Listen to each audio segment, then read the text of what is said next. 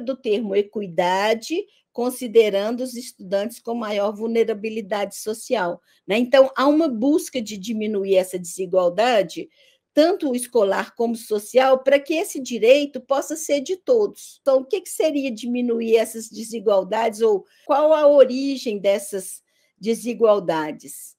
Primeiro, a gente pensar que a gente traz uma herança de uma história colonial, né, gente? Então, quando a gente pensa em desigualdade social, nós não estamos falando do tempo de hoje, a gente está falando de uma história, né? Uma história que, desde a chegada dos europeus na América e no Brasil, é uma história de colonização, né? Uma história onde, ao enxergar os povos originários, imediatamente os europeus constroem, são menos humanos, são inferiores, são incivilizados. E aí a pobreza acaba se justificando não por um problema de exploração social e econômica, mas a partir da inferioridade de uma raça, por exemplo, né? Então, na medida que eles são considerados, no caso, os povos indígenas e logo depois os povos da África, né, que foram escravizados, como eles são considerados menores, eles precisam ser incluídos nesse mundo civilizado, né? E qual é a instituição que ajuda nessa inclusão? É exatamente a escola, né? Que eu estou chamando a escola colonizadora, que é uma herança que a gente traz. Não é a única, mas a gente traz com muita força, né? A escola surge com esse papel salvacionista, né?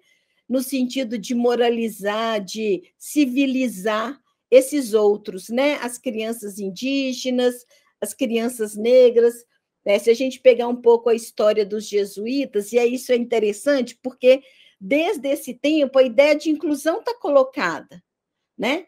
Então, os jesuítas, por exemplo, tinham a intenção de incluir os indígenas, os povos indígenas, na sociedade brasileira, né? Moderna, sociedade civilizada. Para incluir, os indígenas precisavam falar português, vestir roupa, ser católico, né? Ou seja, tinham que se desvestir da sua identidade cultural, das suas formas de pensar e viver e expressar o mundo, e se tornar um civilizado, né? Qual a consequência disso? A consequência disso foi um fracasso muito grande desses sujeitos da escola, desde sempre, e uma justificativa de que eles fracassam porque eles são inferiores, né? Se eu incluo todo mundo e eles não dão conta, a culpa acaba sendo dos sujeitos. E essa herança, ela ainda persiste, né? Ela ainda persiste desde o tempo da colonização. E a gente se pergunta, quem são os outros da escola de hoje? Né? Quem são esses ditos incivilizados que precisam ser incluídos? E a gente tem uma lista de crianças, jovens e adolescentes em situação de pobreza, de exclusão de direito, entre eles o direito à moradia, alimentação, saúde, cultura, educação, né? Infâncias e juventudes negras, indígenas, quilombola, do campo, das periferias, das favelas, que não se reconhecem nessa cultura escolar, não se reconhecem nos conhecimentos acadêmicos, nos livros didáticos, nas normas, né?